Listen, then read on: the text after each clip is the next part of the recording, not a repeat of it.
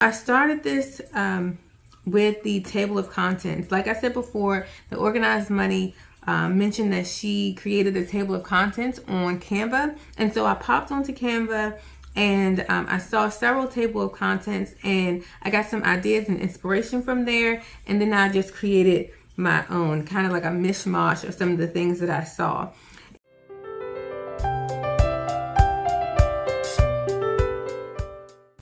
Hello everyone, welcome back to my channel, The Almost Organized Owl, where we are on a mission to get organized in our finances through budgeting, cash stuffing, and savings challenges. If that's something that interests you, please stick around. Alright, so today we're going to be discussing how to create a life planner. I got this idea from Reinventing Rene. Rene had a video out where she talked about her planner and how she created a life planner. Also, the Organized Money has several videos on how to create a life planner. And I created mine based off of some of the tips and tricks that they provided in their video. So let's go ahead and get started. So let's move my pen pouch out the way. So I started this with the table of contents. Like I said before, the Organized Money mentioned that she created a table of contents on Canva. And so I popped onto Canva and I saw several table of contents and I got some ideas and inspiration from there. And then I just created my own, kind of like a mishmash of some of the things that I saw. And the first section of my planner is my church section. So the idea of a life planner, let me back up a bit, is to have one place for everything that happens in your life, all of your life categories. And I have 4 main life categories and I house them in this one planner. And this table of contents kind of give you a breakdown of the four main sections that I have. And then my 5th section is just notes. So the first section is church, and then you have business, personal, budget, and like I said, the last section is just notes.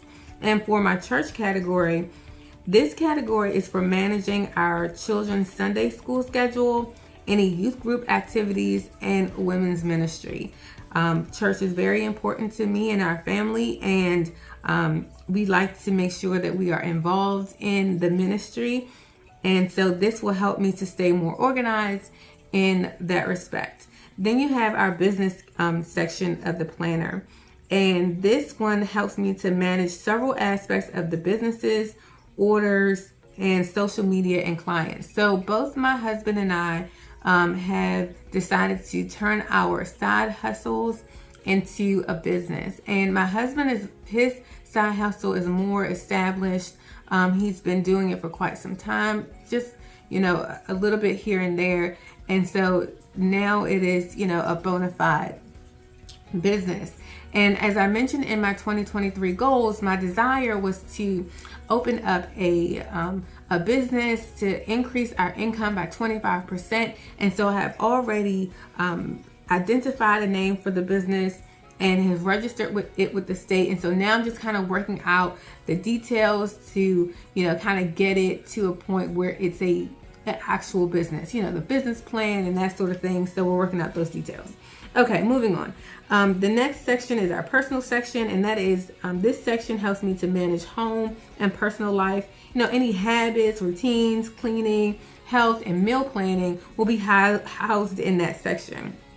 And then the last section, main section, is budgeting, and that will manage all of the aspects of our personal finances, budgeting, savings, investing, and reducing our debt. And that is the table of contents for my life planner. Let's just go through it.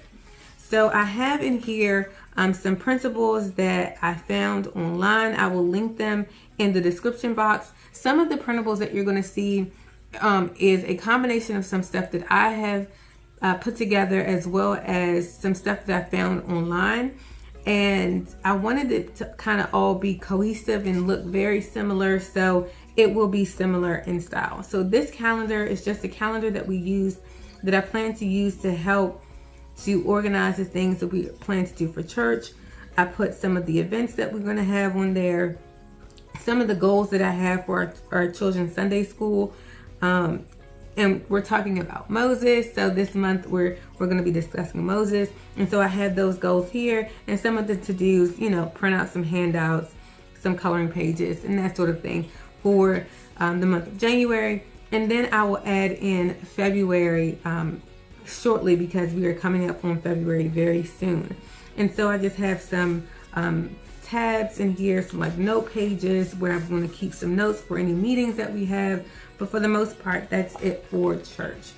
And then so for our business tab, I have a master checklist that I printed out from 5 Points Biz. She actually has a YouTube channel, and it's very helpful for people who want to get into small business type things. Mainly bookkeeping is what is her niche. But I found that her master checklist was a great checklist for starting a small business. So I'm using that. And as you can see, we've already picked the business name and we created the LLC. Now we just have to work through the rest of the master checklist. In here is a calendar, our January calendar of the things that we plan to do for the month of January, and or have done for the most part. And that is research some things. We have some goals here and some to-do list items as it relates specifically to our businesses. Then I have some, then we have the February calendar here that I haven't filled out yet, and then March. And that's as far as I'm going to go, is February and March, just these basic sheets, just to kind of jot down any future planning that we're going to have. And as we move forward, any goals and to-dos that we want to put down now for the future. I'm going to use this as an income tracker to track the sources of income that comes in from our business, and then any subscriptions that we may purchase as through the business, Canva subscriptions or whatever else. I'm not sure what, any website things that we may purchase, domain names and that sort of thing. I want to jot down here. We're not there yet, but just, future planning. And then of course, my wild ideas note pages.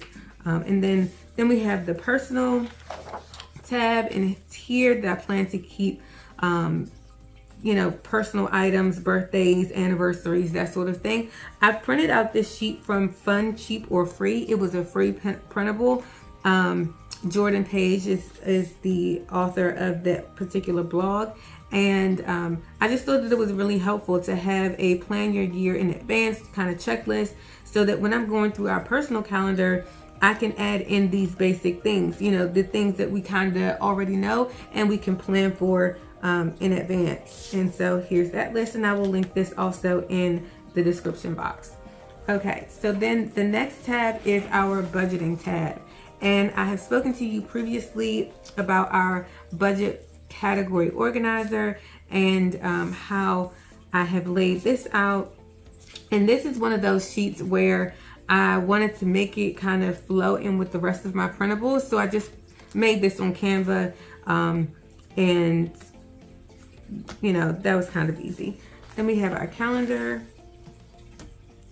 And on the calendar, the monthly spread, there are only a few stickers, like I mentioned before, but here I have I wrote down when our bills are due. I haven't checked off if we paid it. As you can see, the HOA fee has a big old red circle there because we have not yet paid it yet.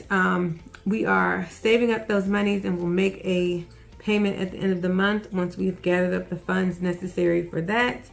And then I plan to prepare for our February budget on the 28th. And so this is pretty much our monthly spread for that. And then I also have in here February. So I haven't started much yet with February, but I have it in here just to get it going.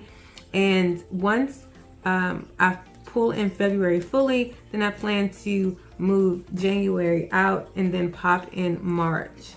And then that is pretty much it. I mean, we have in our budgeting section, we have the expense tracker that I have showed you before, my fun sticker from Tracy. And so here is a weekly check-in printable that I have, and I started it for week 1 and week 2, just kind of put it in here. And I plan to do the same for week 3 and week 4, just because we get paid bi-weekly for anybody who's new. And so I tend to budget and do my check-ins and expenses bi-weekly as opposed to weekly. And I plan to try to work on this sheet here. And then I believe that there is a summary sheet. Let's see. Yes, a month budget review. So on this sheet at the end of the month, I plan to try to complete this sheet here, which gives us, some information about our total income, expenses, and any balance that we're going to carry forward to the month of February. Some of the biggest wins for the month. Did we meet our budget? Did we not meet our budget? What lessons can be learned from tracking the expenses, and what we can do moving forward. So I think this sheet will be valuable in providing that information.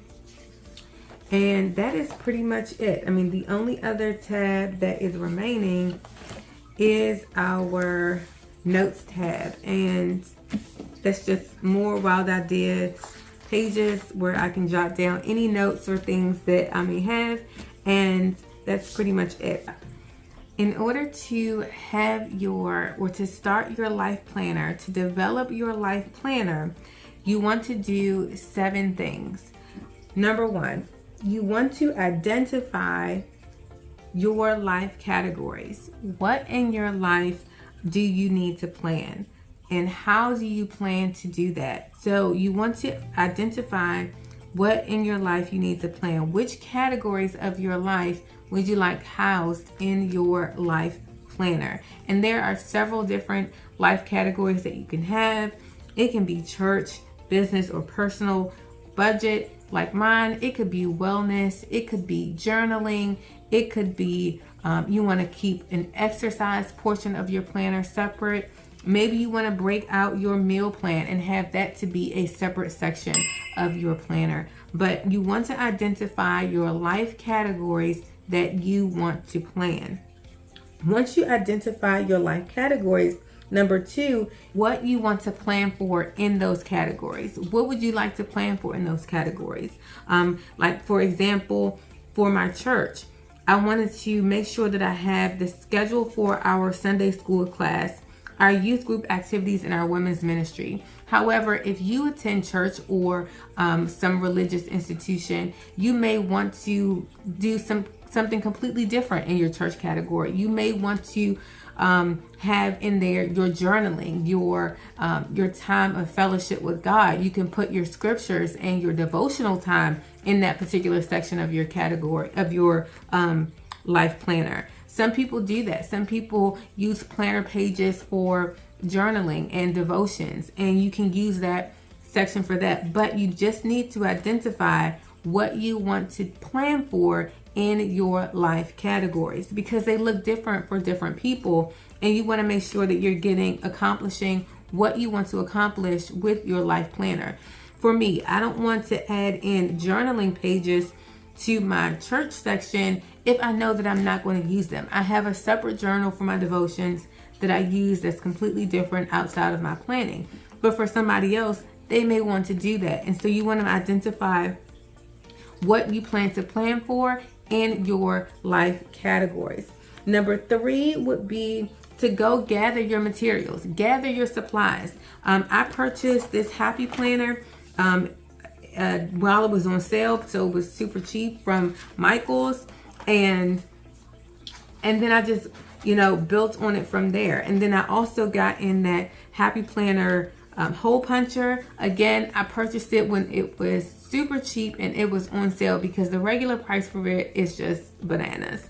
So if you don't have that those materials, go gather the materials that you do have. You don't have to purchase anything. I'm sure you have some materials at home. A 3-ring binder, a simple hole punch you can get from a Dollar Tree or a thrift store. I know that they definitely have hole punchers in thrift store. I've seen them for a really inexpensive price, to maybe $1, $2, something like that. And then just hole punch some printables that you can find if you don't have an actual planner. So step number 3 is to just gather your materials. Make sure that you get all of the materials that you need to start your life planner. If you don't have dividers, you can just use simple pages and just put like tape a little tab to the corner and write on it until you can get dividers. I use my label maker to print this out and just stuck this on here. It comes up really easily, so if I choose that I want to change my life categories later on, I can just peel this up and put something else down.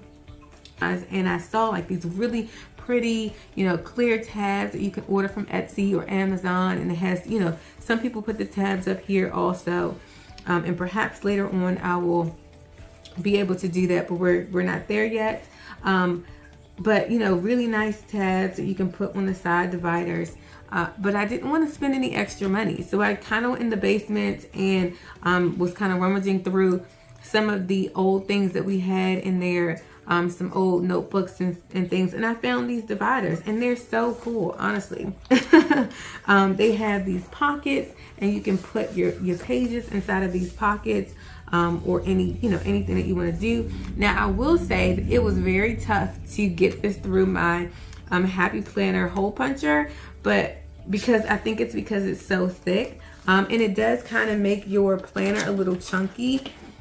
It's a little chunky, but mine doesn't actually travel with me, so it's just here at the house, and I check it, in the mornings, and I check it in the afternoon, and I just kind of like these being able to stick stuff in these little pockets. I think it's pretty cool. Like, let's see, I used it for our budgeting pages and my stickers that I just kind of stuck in here so that I can have it for the months moving forward. And we have the financial summary and just, some couple little things. I'm sorry I'm rambling. So for step number 3, go gather your materials. Whatever materials you have, whatever materials you would like to use, go gather those materials. And then step number 4 is to make sure that and I talked about this before, is to add labels to your dividers. So whatever you're planning to use for your dividers, if you don't have a label maker, or if you want to use just your pen or pencil, just make sure you label your dividers. You want to make sure that you can easily identify where your sections are so that you can get to them a lot easier. And then number 5 would be to add the sheets to your different sections. You want to make sure that you add the relevant sheets to your different sections. So there's no need for me to put income expense tracker in my church category if I'm not going to need that in that section. So you want to make sure that you add in the relevant sheets to your life categories. You can find free printables online. You can even draw them on a simple notebook sheet. If you don't have a printer that's working, you can go get your notebook paper and just draw your lines for your expense tracker or your journal sheets. You already have lined paper there. You use what you have and make it work for you.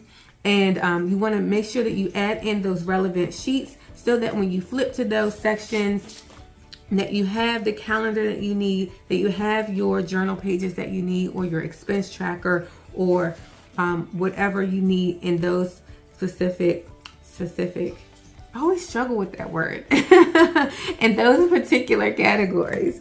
Okay. Number 6, actually make time for planning. So there's no point in having a beautiful life planner with nothing in it. So you want to make sure that you make time for planning. Set aside some time during the course of your week to be able to fill out your calendars, fill out your expense trackers, take time for that journaling, and fill out the sheets that you have put into your life planner. And that way you can actually use it. So that brings us to step number 7. Actually use your life planner. So it is, I've heard many times, and this has happened to me also, back when I used to use paper planners, is I would get everything filled out. I would do my monthly spreads, and you know, well, back then it wasn't really much of anything, but I would have everything laid out and it would be nice and pretty, and then I wouldn't use it. I wouldn't look at it again. So then it was pointless to have this this nice binder that you'd spend time organizing and planning and putting in your pages, and not use it. So step number 7 is to actually use your life planner. And the best way to actually use your life planner is to have it out in front of you. It's often said that if you put it away, then it's out of sight, out of mind, right? That's the saying. So you want to make sure that it's in sight so that it can be in your mind. And one of the things that I have found, and I'm just starting with this, but I found that if I place this on my nightstand, then I tend to look at it right before I go to bed, and then I will look at it when I wake up in the morning. And so if I just have it open to my calendar, then if I'm focused on budgeting for that week, then I can see which bills need to come out, and I will have that open before I go to bed. I will check it, and when I wake up in the morning, just to give it a double check of my schedule to see the things that I have to do for this particular week or this day. And that makes it easier for me to actually use the planner that I set up. Also, throughout the course of the day, I may put a note in my phone to remind me, hey, check your calendar to see what's happening next week. Particularly towards the end of the week, I tend to use that function on my phone as just an alarm to ping me to check my planner for the weeks going forward, to see what's on the schedule for next week. So those are the tips and tricks that you can use to actually use your planner, to put it in a place where you frequent. If it's your kitchen counter, if it is your bedtime nightstand, it could be, you know, in your bathroom. You know you're going to go in there to brush your teeth and to get yourself together. Maybe have it in a place that you can glance it over as you're brushing your teeth or you're getting yourself together. But put it in a place where you are going to actually see it so that you can use it. If you would like a pre-assembled life planner, visit the Organized Money's Etsy shop. The link is in the description box below. Okay, so those are the 7 tips that I have for you to help you start your life planner. I hope that they were helpful in doing so. I would love to hear in the comment section if you plan to do a life planner, if you already have a life planner, if this is something that you may be interested in, if you all have any questions or any suggestions or on what I should add to my life planner, please jot them down in the comment section or send me an email. I would love to hear from you. Well, thank you all so very much for stopping by. I truly appreciate it. For all of those who have subscribed to my channel, thank you, thank you, thank you. I really appreciate your support. And if you haven't done so already, please consider subscribing to my channel. I really appreciate your support, and come along with me on this journey that we are trying to get organized in our finances. If you made it to the end of this video, please consider leaving an owl emoji in the comment section. So thank you so much for stopping by, and until next time, bye.